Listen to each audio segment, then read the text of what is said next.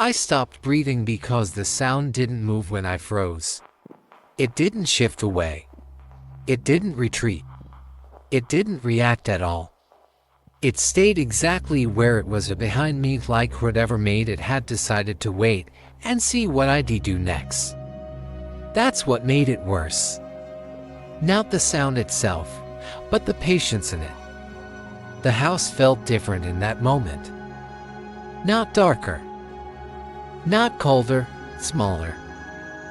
Like the walls had quietly leaned inward while I wasn't paying attention. My chest tightened in a slow, heavy way, not sharp enough to be pain, but heavy enough to make every breath feel deliberate. My fingers were numb around my phone, and I realized I'd been gripping it so tightly my knuckles hurt. I remember thinking how quiet it was. Not peaceful quiet. Not nighttime quiet. The kind of quiet where it feels like the space around you is aware of you. I didn't turn around. Because if I did, and nothing was there, I'd feel stupid.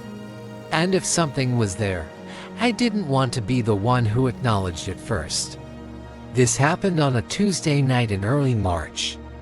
Nothing about the day itself stands out when I think back on it. No arguments. No bad news. No strange encounters earlier that could have put me on edge. It was the kind of day that disappears from your memory as soon as it's over. Cold, but not freezing. The kind of cold that keeps windows shut and makes the house settle into itself as night comes on. My parents were out of town for the week. My younger brother was staying over at a friend's place. I'd been home alone like this plenty of times. I usually liked it. The house was familiar in a way that made it feel safe. I knew its rhythms. I knew which step on the staircase creaked, which cabinet door needed an extra push, how long the hallway light took to flick on. That night, I locked the doors without thinking. Not out of fear, just habit. I made myself dinner, washed the plate, and carried my laptop into the living room. Lights on. TV low. Phone face down beside me on the couch. Everything felt normal. I was halfway through a show when something caught my eye. The hallway light was on. At first, my brain tried to ignore it. Just slid past it like an unimportant detail. But the longer I stared, the more my attention snagged on it. I always turned that light off. Always. Not because I was especially neat, but because it annoyed me when it stayed on. I tried to remember turning it on. I couldn't. I tried to remember leaving it on. That didn't feel right either. Still, forgetting something like that wasn't impossible. I sat there longer than I needed to, watching the pale glow stretch across the floor, waiting for the knees to fade. It didn't. Eventually, I stood up and walked toward it. The house felt the same as always, solid, predictable, familiar. I flipped the switch, the light clicked off, and immediately, something shifted behind me. Not a sound, not movement. It was the feeling you get when someone enters a room without speaking, that subtle change in pressure, in presence. I stood there, my hand still resting on the switch, my pulse quickening. Then I heard it. A quiet sound. Not footsteps. Not scraping. More like weight settling into place. Careful. Deliberate. I didn't move. I listened so hard my ears felt strained, like I was trying to pull sound out of the silence. Nothing else followed. My heart was beating faster now, but I told myself that meant nothing. Houses make noise. Old houses especially. Temperature changes, wood shifting, pipes reacting to heat. I told myself I was being dramatic. I went back to the couch. 10 minutes passed, maybe 15. Then my phone vibrated. The screen lit up. You still alone. No name. No saved contact. Just the message. My stomach dropped instantly, like I'd missed a step. Then my mind rushed in to soften the impact. Wrong number. Spam. Someone testing a number. I typed back, "Who is this?" The response came almost immediately. "Relax. Just asking." That reply didn't make sense. Not for spam. Not for a wrong number. I didn't respond. I locked my phone and set it down, trying to refocus on the TV. But the sound felt wrong now, too loud, too artificial, like it was filling space it shouldn't have been able to reach. That's when I noticed the front door. The deadbolt wasn't locked. I stood up slowly. I knew I'd locked it. I could picture the motion clearly, the resistance in the lock, the small click when it turned into place. I locked it again. The movement felt too easy.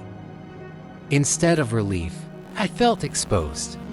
Like I'd corrected something that shouldn't have needed correcting. I stood there for a moment, staring at the door, listening. Nothing. I told myself to calm down. I poured myself a drink and sat back down, forcing my shoulders to relax.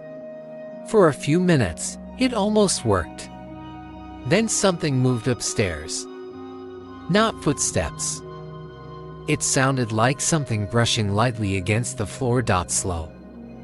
Controlled. I muted the TV. The silence rushed in immediately, thick and overwhelming. From upstairs, I heard breathing, not loud, not rush, steady. My mouth went dry.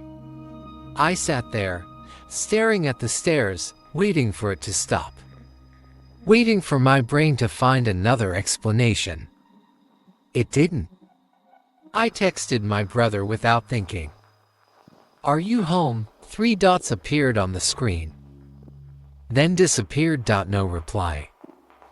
My phone vibrated again. "You shouldn't have locked the door." My hands started shaking so badly I had to set the phone down on the table. The breathing stopped. For a moment, there was nothing at all. Then the floorboard at the top of the stairs creaked. The one that always creaks. Whoever was up there knew the house.